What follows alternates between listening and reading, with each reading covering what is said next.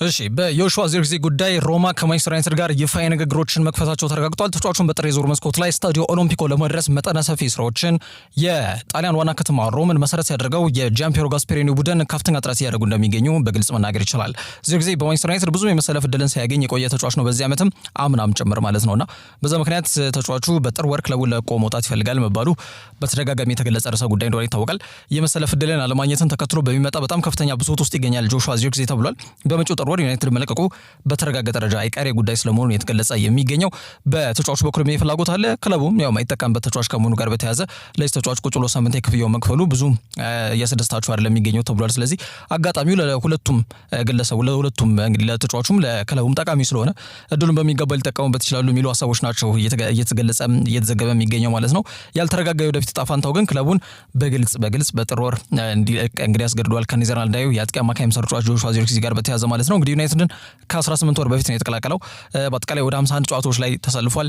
7 ጎሎችን ነው እያስቆጠረ የኔዘርላንድ ሁለገብ የአጥቂ አማካይ ተጫዋች ሲመጣ ብዙ ነው የተጠበቀበት፣ ግን ያዘገመ ጅማሮ ነው ያሳየው ጆሹዋ ዚርክዚ። በዩናይትድም በጊዜ እንግዲህ ሊለያይ የሚችልበት አጋጣሚ እንዳለ መናገር ይችላል። ብዙ ጊዜ ከዩናይትድ በውሰት የሚወጡ ተጫዋቾች ክለቡን ዳግም ተቀላቅለው አቅማቸውን ሲያዳብሩ አንመለከትም። ይሄን ከሄሴ ሊንጋርድ ጊዜ አንስቶ የተመለከትነው ጉዳይ ነው። ሊንጋርድ ዌስትሃም ከተቀላቀለ በኋላ ዩናይትድን ዳግም ተመልሶ ነበረ፣ እንደገና የተሳካ አልነበረም። ከዛ ደግሞ ወደ ኖቲንግሃም ፎረስት ድጋሚ ያቀናበት አጋጣሚ ተፈጥሮ እንደነበር ይታወቃል።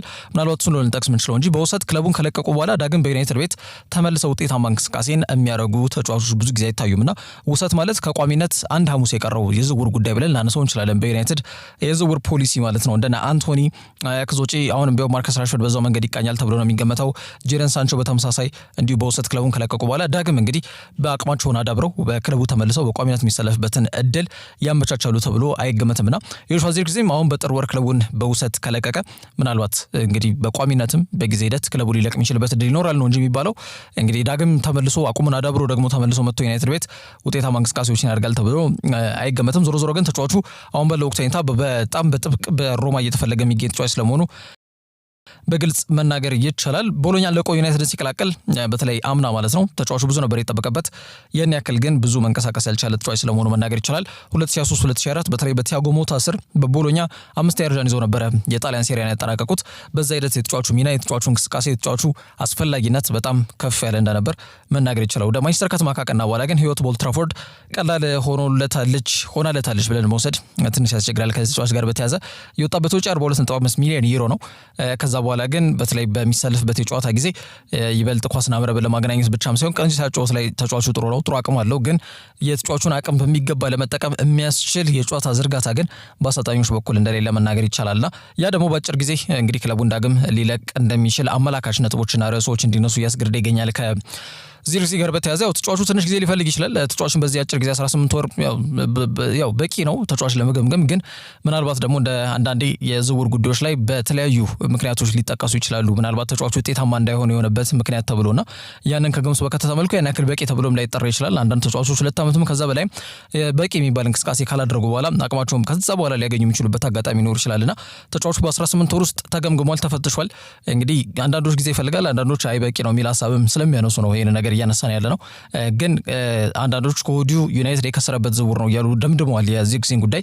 ዩናይትዶች ተጫዋቹን የዝውውር መስኮቱ ሲከፈት ኦፍሎድ ለማድረግ ወይም ከስብስባቸው ለመቀነስ ይፈልጋሉ። በሌላ ክለብ በውሰት ቢያሳልፍ ብዙ አይከፋቸው፣ ምክንያቱም ኦሬዲ እየተጠቀሙበት አይደለም፣ ግን ገንዘብ እየከፈሉት ነው። የሚያሳስባቸው ገንዘቡ ነው። ስለዚህ ተጫዋቹን ገንዘቡን የሚከፍል ሌላ ክለብ ካለ ቢለቁት ብዙም ስብስባቸው ላይ ክፍተት ያመጣል ብለው ካልገመቱ የአሰልጣኙን ምክር ተቀብለው በሚገባ ያንን ውጤታማ እንቅስቃሴ ለማድረግ ጥረት ያደርጋሉ ተብሎ ይገመታል ማለት ነው። ዚርክዚ በተለይ በማንቸስተር ዩናይትድ የክረምት የዝውውር እቅዶችን ተከትሎ ማለትም ወደ 194 ሚሊዮን ፓውንድ በድምር የወጣባቸው ቤንያሚን ሼስኮ፣ ማቲያስ ኩኛ እና ብራያን ምቤሞ እነዚህ 3 ተጫዋቾች ፊርማቸውን ለማንቸስተር ዩናይትድ ካስቀመጡ በኋላ ዚርክዚ ይበልጥ ተቀያሪ ወንበረን እያሞቀ የሚገኝ ተጫዋች ስለመሆኑ መናገር ይችላል።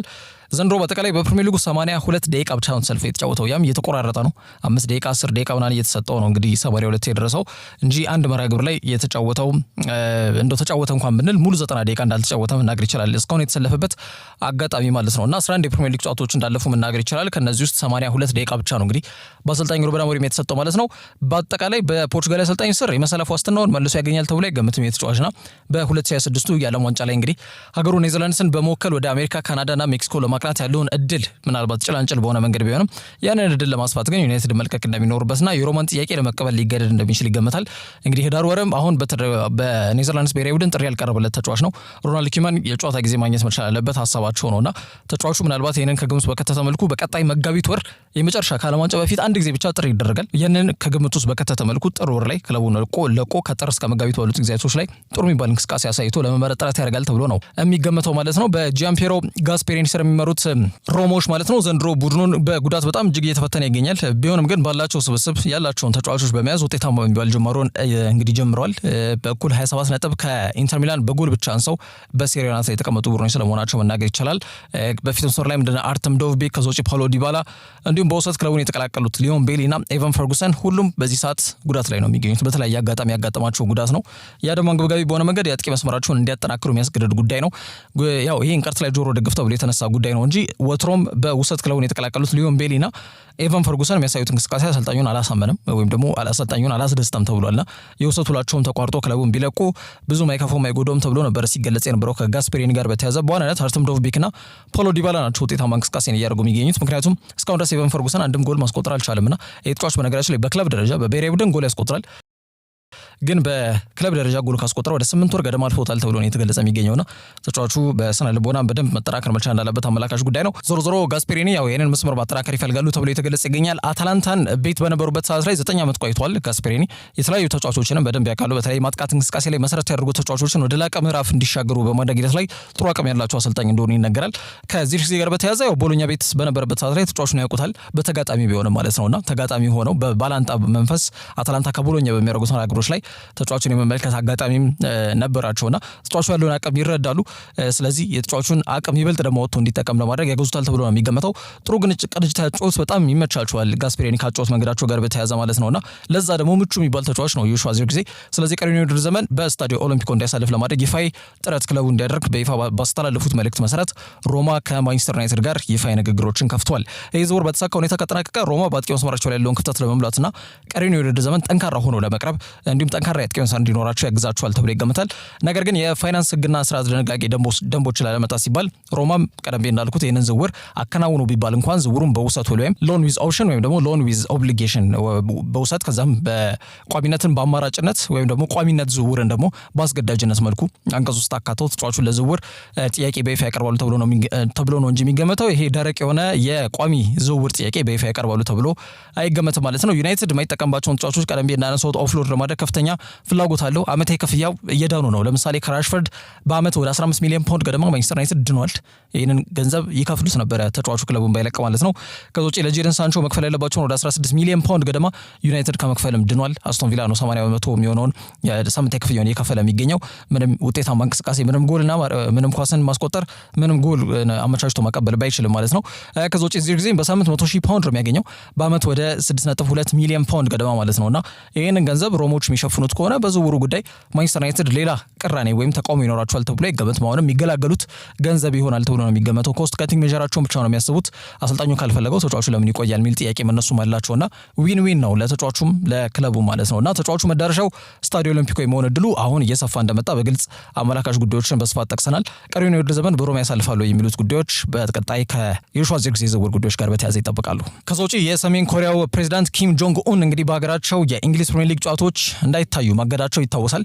አሁን ታዲያ ህጉን ላላ አድርገውታልና አሁንም የወሰኗቸው ውሳኔዎች ግን በዓለም አቀፍ ደረጃ ግርምትን እየፈጠሩ ይገኛሉ። ቁጡ መሪ እንደሆነ የሚነገርላቸው ኪም ጆንግ ኡን ራሳቸው ለእግር ኳስ በጣም ቅርብ የሆኑ ግለሰብ ናቸው። የማንቸስተር ዩናይትድ በጣም ይሄ ጽኑ የሚባሉ ደጋፊ እንደሆኑ ይነገራሉ። እንግዲህ 41 ዓመቱ አወዛጋቢ መሪ ከዚህ በፊት በተለይ በሀገራቸው ሰሜን ኮሪያ የፕሪሚየር ሊግና በዋናነት ደግሞ የቶተናም እግር ኳስ ክለብ የወልቭስና የብሬንትፈርድ ጨዋታዎች እንዳይታዩ እገዳ ጥለው እንደነበር ይታወቃልና ብዙዎች ለምን የሚል ጥያቄ ሊያነሱ ይችላሉ። ምክንያቱም ደቡብ ኮሪያ ሶኖ ሶኖንግሚን በተለይ ደግሞ ቶትናም ቤት በነበረበት ሰዓት ላይ ያው የቡድኑ አምበል እንደነበር ይታወቃልና ደቡብ ኮሪያማ ጭራሽ አምበል ሆኖ ከፊት ስክሪናችን ወይ ደግሞ ቴሌቪዥናችን ላይ አንመለከትም የሚል እምነት ስላላቸው ነው። ከሶን ጋር ብቻም ሳይሆን ደቡብ ኮሪያዊው ተጫዋች በአጠቃላይ የሚሳተፍበት የትኛው የፕሪሚየር ሊግ ጨዋታ ላይ በሀገራቸው ቴሌካስት እንዳይደረግ ከልክለው እንደነበር የቅርብ ጊዜ ትውስታ እንደሆነ የሚታወቅ ርዕሰ ጉዳይ ነው። በተለይ ሁለቱ ሀገራት ካላቸው ዘመን ተሻጋሪ የአይዲዮሎጂ ልዩነት እንዲሁም የፖለቲካ ስርዓቱ እንዲሁም ሰሜንና ደቡብ ኮሪያ ያው ጦርነት ውስጥ እንደነበሩ ይታወቃል። በታሪክ ምህዳር ላይ እንዲሁም የፕሮፓጋንዳና በተያያዘ ይሄ በጣም ብዙ የሚያለያያቸው ነገሮች እንዳሉ መናገር ይቻላል። ብዙ የሚያስማማቸው ነገር አለ።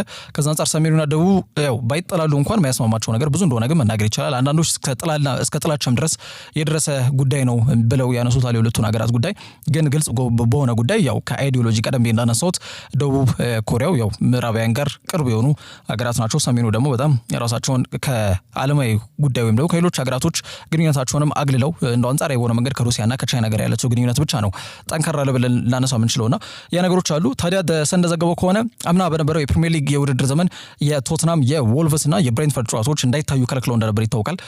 ቀደም ብለን እንዳነሳው ነው ሶኖንግሚን በቶትናም ቤት ነው። ከዛ ውጪ የዎልቭሱ አጥቂ ሆንግ ሂቻን አለ። ከዛ ውጪ ደግሞ በብሬንትፈርድ ያለው ተከላካይ ተጫዋች ኪም ጂሶ ደቡብ ኮሪያ እንደሆኑ ይታወቃልና አሁን ደግሞ ዘንድሮ ያው የውድድር ዘመኑ 11ኛ ሳምንት ላይ ደርሷል። እሳቸው እንግዲህ በቦሌም ብለው የማንቸስተር ዩናይትድን ጨዋታ ይከታተላሉ። ቀደም ብዬ እንዳነሳሁት በጣም የማንቸስተር ዩናይትድ ዳይሃርድ የሚባሉ አይነት ፋን ናቸው ወይም ደግሞ በጣም ጽኑ ደጋፊ ናቸው ከቀዮች ሰይጣናት ጋር በተያያዘ ማለት ነው። ግን የሀገራቸውን ደግሞ ዜጎች ግልጽ በሆነ መንገድ እግር ኳስን መከልከላቸው ትንሽ እንቅልፍ የከለከላቸው ይመስላልና አሁን ግልጽ በሆነ መንገድ እንግዲህ የሀገራቸውን ዜጎች ኳስ እንዲከታተሉ ፈቅደዋል። ግን አንዳንድ ማሻሻያዎችን አድርገውበታል። አንደኛው የፕሪሚየር ሊግ ጨዋታዎች ቴሌካስት ሲደረጉ ቀጥታ ስርጭት እንዳይሆን የከለከሉት ማለት ጨዋታ ለመመልከት በሚል እንግዲህ የተለያዩ ስራዎችም ይቆማሉ የሚል ፍራቻ ስላለ እንግዲህ ዜጎች ይዘናጋሉ በሚል እሳቤ ማለት ነው ጨዋታዎች ከተደረጉ በኋላ ሰሜን ኮሪያ ላይ እንዲታዩ ይደረጋል ተብሏል።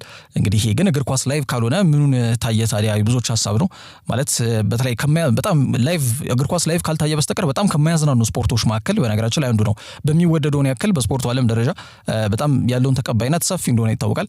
ያ በቀጥታ ስርጭት 90 ደቂቃ ውስጥ የሚኖሩ የስሜት ለውጦችና ያልተጠበቁ ውጤቶች ስለሚመዘገቡበት ነው እንጂ ይሄ ላይቭ ካልሆነ እግር ኳስ በጣም አሰልቺ ከሚባሉ የስፖርት አይነቶች መካከል አንዱ ስለመሆኑ መናገር ይችላል። የፉትቦል ዳታ አናሊስቶች፣ አውትሶርስ የቪዲዮ ተንታኝ ባለሙያ፣ የቡድን አሰልጣኝ፣ ምክትል አሰልጣኝም ሊሆን ይችላል ምናልባት ለጨዋታ ለመዘጋጀት ሲሉ ደግሞ ጨዋታ ላይ የሚችሉበት አጋጣሚ ይኖራል እንጂ እግር ኳስ ደጋፊዎች በአጠቃላይ ጨዋታ ደግሞ ያሉ ለማለት ትንሽ ያስቸግራል እና ላይቭ አይቶ መወያየት፣ መነጋገር፣ መከራከር በእግር ኳስ ቤተሰቡ ያለ ነገር ከመሆኑ ጋር በተያያዘ ማለት ነውና ይሄ ብዙ ያው ምቾት አልሰጠም ሰሜን ኮሪያን ቢሆንም ግን ማየትን የተሻለ ነው በሚል ተቀብለውታል። ሌላው ኪም ጆንጉን የወሰኑት ውሳኔ የደቡብ ኮሪያ ተጫዋቾች ስክሪኑ ላይ እንዳይታዩ በግራፊክስ ባለሙያዎች ብለር እንዲደረጉ ወይም ማንነታቸው ወይም ፊታቸው እንዳይታይ ያደርጋል ተብሏል።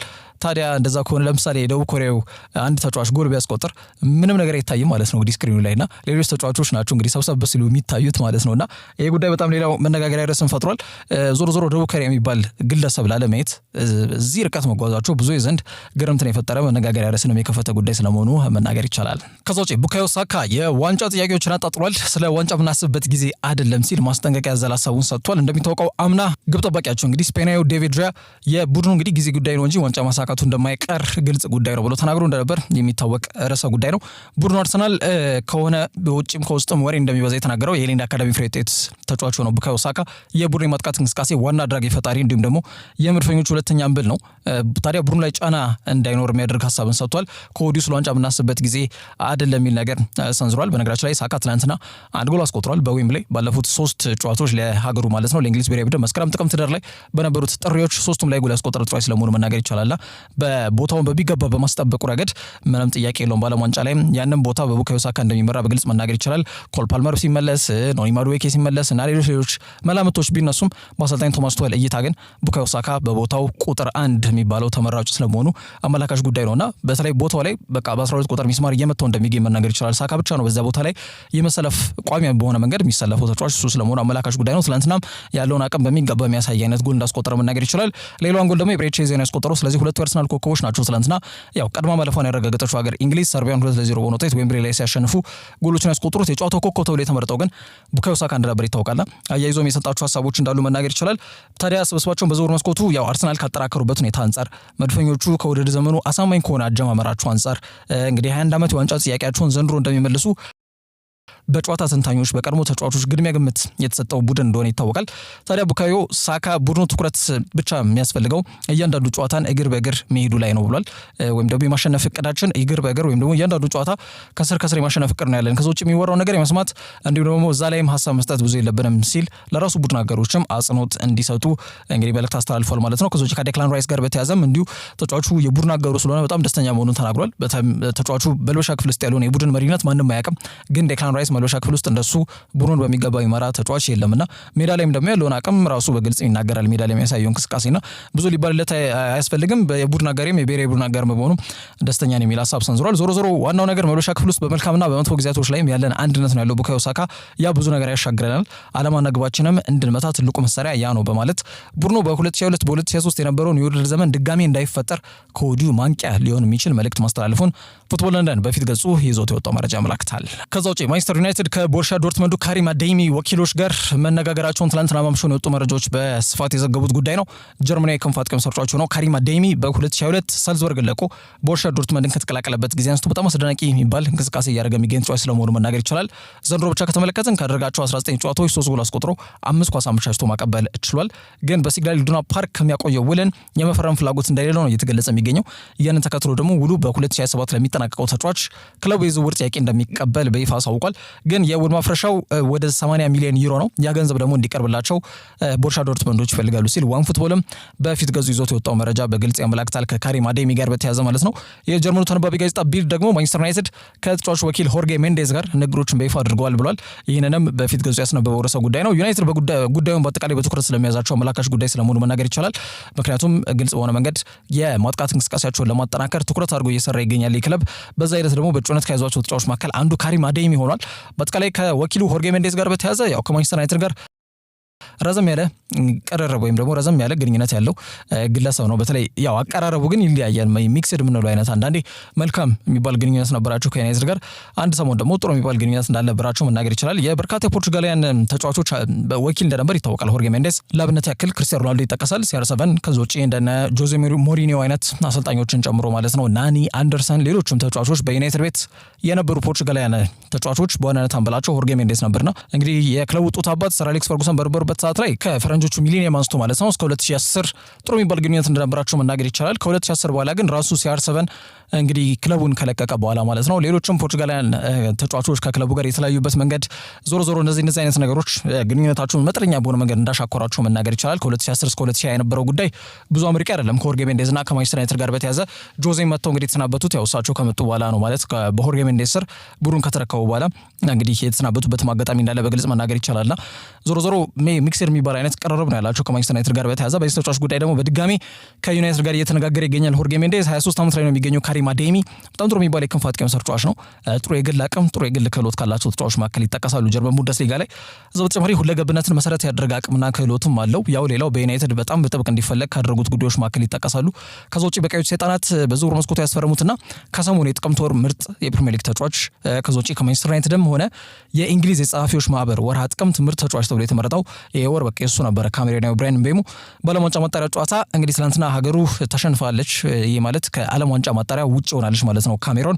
ይሄ ለዩናይትድ እንግዲህ ደጋፊዎች ምናልባት እንደ መልካም ዜና ሊቆጥሩት ይችላሉ። ምክንያቱም ተጫዋቹ ዓለም ዋንጫ ማጣሪያ በሚል እንግዲህ ካሜሮን ብታልፍ ኖሮ በፍጻሜው ጨዋታ ላይ ከዛ በተጨማሪ ደግሞ ኢንተርኮንቲኔንታል የሚል ወይም ደግሞ በአውሮፓ ላይ ሁለት ደረጃን ይዘው ካጠናቀቁ ሀገራት ጋር ደግሞ የመጨረሻ ጨዋታዎች ይጠብቋቸዋልና በዛ ሂደት ከስብሱ የሚሩቅበት አጋጣሚ ደግሞ ይበልጥ ይሰፋ ስለነበረ ያንን እንደማይሆን ማረጋገጣቸውን ተከትሎ ነው ደስተኛ ይሆናሉ ያልኩት እንጂ እንግዲህ ሀገሩን ስለማይወክል ደስተኛ ይሆናሉ በሚል አይደለም። ዞሮ የአፍሪካ ዋንጫ ግን ደግሞ ይመጣል። ይሄ ደግሞ በቀጣይ ወር የሚደረግ የውድድር ምዕራፍ እንደሆነ መናገር ይቻላል። በሞሮኮ አስተናጋጅነት እንግዲህ በሚከናወነው የአፍሪካ ዋንጫ ላይም ሀገሩን ለመወከል ከዩናይትድ በጣም አነሰ ቢባል ማለትም ካሜሮን ከምድብ ራሱ ማለፍ ሳትችል ቀረች ቢባል እንኳን 2 ሳምንት አይኖርም ማለት ነውና ሌላው አፍሪካ ተጫዋች ደግሞ አማድ ዲያሎም እንዲሁ በ2023 አፍሪካ ዋንጫን አዘጋጅታ ራሱ ያሳካችው ሀገሩ ኮት ዲቮር ክብሯን ለማስጠበቅ በዚህ ውድድር ላይ ተሳተፋለች።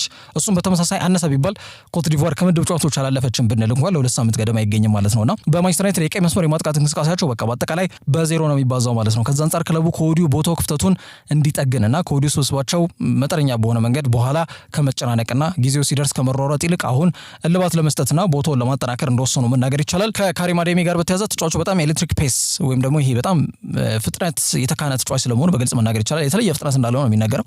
ከዛ ውጪ ወጥነት ባለው መልኩ የጎል ተሳትፎች ላይ የሚገኝ ተጫዋች መሆኑ አመላካሽ ጉዳይ ነው። ዘንድሮ ባደረጋቸው 19 ጨዋታዎች ያስመዘገባቸውን ቁጥራዊ መረጃዎች ቀደም ብዬ ጠቅሻለሁ።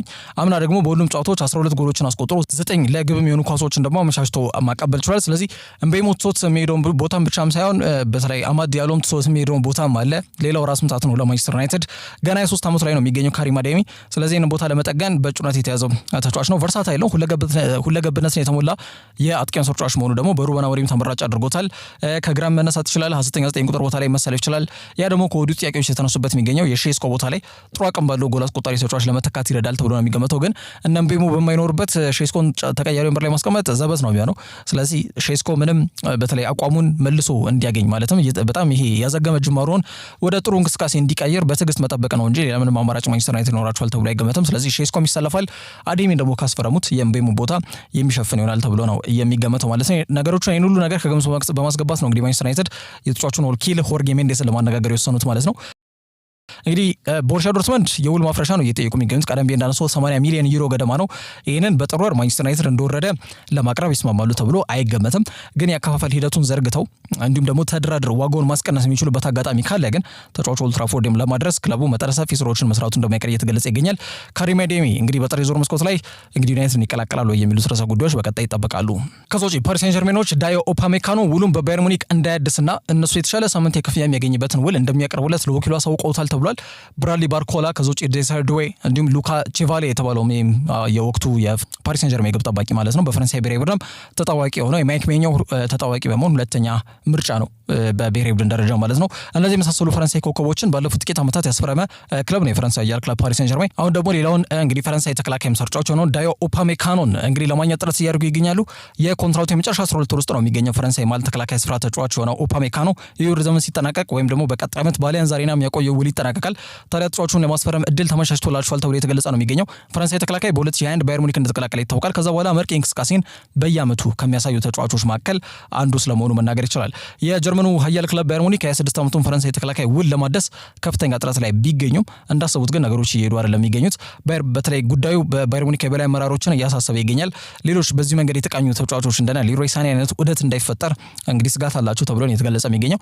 ስለዚህ ምናልባት ተጫዋቹ ውሉን ለማደስ ፈቃደኛ ካልሆነ እስከ ጥር ወር እስኪቃረብ ድረስ ተጫዋቹ ሁሉ ለማድረስ ፈቃደኛ ካልሆነ እንግዲህ ክለባቸው እንዲለቅ ይገፋፉታል ወይም ያበረታቱታል ተብሎ ነው የሚገመተው። ምክንያቱም ይህን የመሰለ ተጫዋች በነፃ ከማጣት የተወሰነ ገንዘብ ማግኘትም የተሻለ ነው የሚሆነውና ጥር ወር ላይ ክለባቸው እንዲለቅ ምናልባት ሊገፋፉት ይችላሉ ተብሎ ይገመታል። እንደ አርኤምሲ ጋዜጠኛው ፋብሪስ ሃውኪን ዘገባ ከሆነ ተጫዋቹ ሁሉን እንደማያድስ ራሱን ካሳመነ ፉክክሩ ለመምራትና ተጫዋቹን ፓርክ ዴ ፕሪንስ እንዲደርስ ለማድረግ ፓሪስ ሴን ጀርሜን ዝግጁ ስለመሆናቸው የተገለጸ ይገኛል። ግን ዳይቪን አያደርጉም ወይም ደግሞ አሁን ያለውን የዝውውር ዑደት ውስጥ ዘው ብሎ አይገቡበትም ተብሏል። መጀመሪያ ተጫዋቹ ሁሉን ላለማደስ ፈቃደኛ መሆኑን ማወቅ ይፈልጋሉ ተብሎ ነው የተገለጸ የሚገኘው። ተጫዋቹ እስከ ጥር ወር ድረስ ውሉን ካላደሰ በቦስማን ሕግ መሰረት በፕሪ ኮንትራት አግሪመንት ከተለያዩ ክለቦች ጋር ቀደም ብሎ መነጋገር የሚችልበት እድል ይከፈታል። ያ ደግሞ ለባየር ሙኒክ ነገሮችን ከባድ ነው የሚያደርገው። ስለዚህ ተጫዋቹን ለማቆየት ያላቸው ጊዜ ከሁለት ወር ያነሰ ስለመሆኑ በግልጽ መናገር ይችላል። ተጫዋቹ ከፈረንሳይ ጋዜጣ ሌኪፕ ጋር ባደረገው ቆይታ ዓለም ዋንጫን ከሀገሩ ጋር ማሳካት ትልቁ ዕቅዱ መሆኑን ጠቅሷል። ስለ ሙኒክ ቆይታውና ኮንትራቱ እድሳት ጋር በተያያዘ በተለይ በሙኒክ ቆይታው ከሆነ በጣም ደስተኛ መሆኑን ተናግሯል። አሰልጣኙ፣ የቡድን አጋሮቹ፣ በጣም ሙኒክ በአጠቃላይ ደጋፊዎቹ፣ ከተማዋ በጣም ደስ ነው የሚለው እኔ በቆይታ ደስተኛ ነኝ የሚል ሀሳብ ተናግሯል። ስለ ኮንትራት እድሳትና ተያያዥ ጉዳዮች ጋር በተያያዘ ያ ጥያቄ ሞሬን ሳይሆን ወኪሌ ነው የሚመለከተው። ወኪሌ ነው ጉዳዩን ይዞታል የያዘው የሚገኘውና አዲስ ነገር ሲኖር ያው ከእናንተ የሚደበቅ አይደለም ሲል ሀሳብ ሰጥቶበታል ማለት ነው። ኡፓሜካኖ ዓመታዊ ገቢ ወደ 15 ሚሊዮን ዩሮ ከፍ እንዲል ግን ፍላጎት እንዳለው ለሙኒክ አሳውቋል የሚሉ መረጃዎች ግን በስፋት ሲወጡ እንደነበር አይዘነጋም። የተጋነነ ክፍያ ነው። አሁን የሚያገኘው ወደ 9.5 ሚሊዮን ዩሮ ነው። እንግዲህ ወደ 6 ሚሊዮን ገደማ ነው የጠየቀውና ያ ጉዳይ ይበልጥ የኮንትራት እድሳት ንግግሮቹ እንዲጓተቱ እንዳደረገ በግልጽ መናገር ይችላል። ተጫዋቹ 2021 አሊያንዝ ስቴዲየም ከደረሰ በኋላ ከ150 በላይ ጨዋታዎችን ለባየር ሙኒክ ተሰልፎ ማከናወን የቻለ ተጫዋች እንደሆነ ይታወቃል። በፈረንሳይ ብሔራዊ ቡድን ቋሚ ተመራጭ ተጫዋች ነው ዳዮ ኡፓሜካኖ። ብዙ ጊዜ ዊሊያም ሳሊባን የሚያጣምረው ወይ እሱ ነው ወይ ደግሞ ኮናቴ ነው ዊሊያም ሳሊባን የሚያጣምሩት ብዙ ጊዜ እንጂ ሁለቱ አይሰለፉም በተደጋጋሚ። ያው ዲዲዬ ዴሾ ሞክሮም ጥሩ ግባቶችን አላገኘበትም። ከዛ አንፃር የፈረንሳይ ብሔራዊ ቡድን ቋሚ ተሰላፊ ተጫዋች እንግዲህ ወደ ሀገሩ ላይ የሀገሩ ደግሞ ኃያሉን ክለብ ፓሪስ ሴን ጀርሜን መቀላቀል የሚችልበትን አጋጣሚ ገንዘቡ እስከተከፈለው ድረስ የአውሮፓ ሻምፒየንስ ሊግ ተሳታፊ ቡድን ነው። ጥሩ ስብስብ ነው። ይቀላቀላቸዋል ተብሎ ነው የሚገመተው። ትልቁ ጥያቄ ግን ባየር ሙኒክ ተጫዋቹን እስከ ጥር ወር ድረስ ውልን እንዲያድስ እንዲያድስ ማድረግ ይችላል ወይ የሚለው ጉዳይ ስለመሆኑ በግልጽ መናገር ይቻላል። በመጨረሻም አርሰናሎች የሚኬል አርቴታን ውል ከማደሳቸው በፊት ይሄ ውድድር ዘመን ላይ የሚመዘገቡ ውጤቶችን እንደሚጠብቁ ቦርዱ በይፋ አሳውቋል ተብሏል። የሳን ሴባስቲያን ተወላጅ የሆነው ስፔናዊ ታክቲሽያን የ42 ዓመቱ ሚኬል አርቴታ 2019 ታህሳስ ወር ላይ ቀደም ብሎ የተጫወተበትንና ጫማ የሰቀለበትን ክለብ አርሰናልን እንግዲህ ከኡናይ ኤምሪ እጅ ከተረከበ በኋላ በአሰልጣኝነት ማለት ነው ከዓመት ዓመት ቡድኑ እንዲሻሻል በማድረግ ውጤታማ እንቅስቃሴዎችን ቡድኑ እንዲያሳይ ምክንያት ነው። ክለቡ ዳግም ለዋንጫ የሚፎካከር ለ7 ዓመት በክለቡ ያልነበረውን የአውሮፓ ቻምፒየንስ ሊግ ምሽቶችን መልሷል። ትልቁ ጥያቄ ግን እስካሁን በአሰልጣኝነት በቆየበት የ6 ዓመታት ጊዜ ውስጥ አንድ እንኳን ሲግኒፊካንት የሆነ ትልቅ ግምት ትልቅ ክብር የሚሰጠው የዋንጫ ማሳካት አልቻለም የሚለውና ኤፍ ኤ ካፕ ክብር ነው 2019 ላይ ያሳካው። በመጣበት ዓመት የክለቡ ደጋፊዎች ክለቡ ከነበረበት ውጥንቅጥ አካሄድ ወጥቶ ወደ ዋንጫ ፉክክር የመለሰበትን ሂደት ረስተው አሁን ደግሞ ዋንጫ እየጠበቁ ይገኛሉ። ይሄ የእግር ኳስ ባህሪ ነው። ከዛሬ ነገ ተሽሎ መገኘትን አጥብቆ የሚጠይቅ ዘርፍ ስለሆነ ውለታ ብዙ የሚታወስበት ጉዳይ አይደለም። ሚኬል አርቴታም አርሰናልን በጣም ውጥንቅጥ የነበረ ቡድን ከቬንገር በኋላ ይሄ እዚህ ግባ ማይባል አይነት ቡድን ነበረ። በጣም በቀላሉ ቡድኖች በራሱ የሚበለጥ በጨዋታም በውጤትም ውጤት ለማግኘት የሚቸገር ቀጣል በጨዋታ መንገድ በጣም ደካማ በሚባሉ ተጫዋቾች ወይም ደግሞ ኢጓቸው ይሄ በማን አለብኝነት እብሪት የተወጠሩ ተጫዋቾች ለክለቡ ለባጁ ሳይሆን የራሳቸውን ብቻ አቅም 90 ደቂቃ ተሰልፈው ለመውጣት ስራ ሰርቶ እንደወጣ የሚመስላቸው አይነት ተጫዋቾች የተሰገሰጉበት ስብስብ ነበር። ያንን ሁሉ አዝርቶ ለአንድ ዓላማ የሚጫወት አይነት ቡድን መገንባት ማለት ቀላል ነገር አይደለም። በዚህ ሂደት ውስጥ ግን ያ አይደለም አሁን እየታየ የሚገኘው። ያ መልካም ነገር ነው፣ ሁሉም ያደንቋል። ግን ዋንጫ ደግሞ የክለቡ ደጋፊዎች በጥብቅ እየጠየቁ ይገኛሉ። በርካታ የክለቡ ደጋፊዎችም በዚህ ዓመት አንድ ትልቅ ዋንጫ ማለትም ከ2003 ከ2004 ያ ኢንቪንሲብልስ ከነበረው ወደ 48 ጨዋታ 26ቱን አሸንፎ 12ቱን ባቸው ውጤት ካጠናቀቁ በኋላ በማንቸስተር ዩናይትድ ተሸንፎ የ48 ጨዋታ ጉዟቸው የተገታበት በጣም አስደናቂ የሚባለው የአርሰናል ስብስብ በአጠቃላይ ከዛ በኋላ ከድህረ ኢንቪንሲብልስ ከድህረ 2003 2004 በኋላ እንግዲህ እንግሊዝ ፕሪሚየር ሊግን ከ21 ዓመታት በኋላ የሚያሳካበት ዓመት ቢሆን ይመርጣሉ። ካልሆነም የአውሮፓ ቻምፒየንስ ሊግም በአውሮፓ መድረክ አሳክቶ ታያቆም ያም ዋንጫ ሚኬል አርቴታ ካሳካ ሌላው ደስተኛ የሚያደርጋቸው ጉዳይ ይሆናል ተብሎ ይገመታል። ካልሆነ ግን ማለትም ፕሪሚየር ሊግም ዘንድሮ ማሳካት ካልቻለ ቻምፒየንስ ሊግም ካላሳካ ግን ትልቅ ጫና እንደሚጠብቀው መናገር ይቻላል። አሁን በሰሜን ለንደን ያለው ውል በ2027 ይጠናቀቃል። አንዳንድ ምንጮች በተለይ የአገር ውስጥ ሚዲያዎች የሜንስትሪም ሬዲዮና ቴሌቪዥን እንዲሁም ሶሻል ሚዲያ ላይ መጠነኛ በሆነ መንገድ እየተራገበ የሚገኘው ሚኬል አርቴታ ተጨማሪ አዲስ ውል ሊቀርብለት ነው የሚለው መረጃ ግን ከእውነት የራቀ መሆኑን በደንብ መናገርም ማስመርም ያስፈልጋል። እንደዚህ አይነት መረጃዎች የተሳሳቱ ናቸው። ሚኬል አርቴታ አምና ውሉን አድሷል፣ መስከረም ወር ላይ ማለት ነው። በክለቡ ለተጨማሪ 3 ዓመት የሚያቆየውን ውል እንደፈረመ አይዘነጋም። ይሄ ማለት እስከ 2027 በአርሰናል አሰልጣኝነት ሚና ላይ ጸንቶ እንዲቆይ የሚያስገድድ አይነት ውል ፈርሟል። ስፔናዊ አሰልጣኝ በአርሰናል ቆይታው በሁሉም ጨዋታዎች በአሰልጣኝነት ካከናወናቸው 249 መርሃ ግብሮች 146ቱን አሸንፏል፣ 43ቱን ደግሞ ባቸው ውጤት ነው ያጠናቀው። 60 ጨዋታዎች ገደማ ተሸንፏል ማለት ነውና በፕሪሚየር ሊጉ ብቻ ካየን 199 ጨዋታዎችን አድርጎ 118ቱን ማሸነፍ የቻለ አሰልጣኝ ነውና በየትኛውም ጨዋታ ላይ አርሰናል 59.3 በመቶ የማሸነፍ አሃዝ እንዲኖራቸው ምክንያት የሆነ አሰልጣኝ ስለመሆኑ መናገር ይቻላል። ይሄ ቀላል የሚባል ቁጥራዊ መረጃ አይደለም። ባለፉት 3 ተከታታይ ዓመታት የፕሪሚየር ሊጉ ጽኑ ተፎካካሪ ሆኖ 2 ደረጃን ይዞ ያጠናቀቀ ቡድንም እንደሆነ ይታወቃል። ከሚዜነት ከሊግ አድማቂነት ወደ ሙሽራ ወይም ደግሞ ወደ ዋንጫ የሚያሳካ አይነት ክለብ እንዲሆን በማደግ ሂደት ላይ ከፍተኛ ጥረት እንቅስቃሴ ዘንድሮ መደረግ መቻል አለበት። የክለቡ ደጋፊዎች አጽንኦት ሰጥተው እየጠየቁት የሚገኘው ርዕሰ ጉዳይ ነው። ዘንድሮ በብዙዎች ዋንጫውን እንዲያሳካ በብዙዎች ስል በጨዋታ ተንታኞች፣ በተቃራኒ የክለብ ደጋፊዎች፣ በቀድሞ የቡድኑ ተጫዋቾችም እንዲሁ ደግሞ በአንጋፋ የተለያዩ ግለሰቦች አርሰናል ዘንድሮ ዋንጫውን እንደሚያሳካ ተገምቷል። ቢሆንም ግን የክለቡ ባለቤትና አስተዳዳሪ የሆኑት አሜሪካዊ ቢሊዮነር ስታን ክሮንኬ በክሮንኬ ስፖርትስ ኢንቨስትመንት ተቋማቸው አማካኝነት እንዲሁም ደግሞ ስራ አስፈጻሚ ቦርድ አባላቶቻቸው አማካኝነት ማለት ነው ለስፔን አሰልጣኝ ሚኬል አርቴታ ውል ከማደሳቸው በፊት ግን በዚህ ዓመት ቡድኑ የሚያስመዘግበውን ውጤት ለመመልከት መወሰናቸው የተገለጸ ይገኛል። እንግዲህ አርሰናል ሊጉን እየመራ ነው የሚገኘው። ኦፕታ ሱፐር ኮምፒውተር እንግዲህ አርሰናል የፕሪሚየር ሊግንም የሻምፒየንስ ሊግንም ዋንጫ ያሳካል ቢል ቅድሚያ ግምት እንደሰጣቸው የሚታወቅ ርዕሰ ጉዳይ ነው። ዘንድሮ ከሚመዘገበው ውጤት መነሻ በማድረግ ሚኬል አርቴታ ወይ ውሉ ይታደስለታል ወይ ደግሞ የስንብት ጫናው ከፍ ብሎ ሊሰማ እንደሚችል ግን በግልጽ መናገር ይቻላል። ለዛሬ ስፖርት መረጃዎች እነዚህን ይመስላሉ። በያላችሁበት ጥሩ ጊዜ